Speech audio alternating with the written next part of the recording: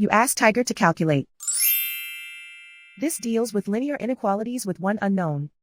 The final result is x smaller than 35. Let's solve it step by step. Isolate the x. Multiply both sides by 7.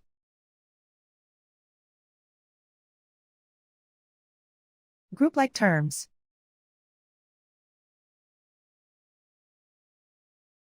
Multiply the coefficients.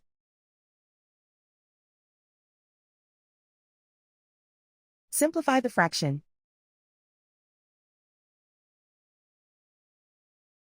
Simplify the arithmetic.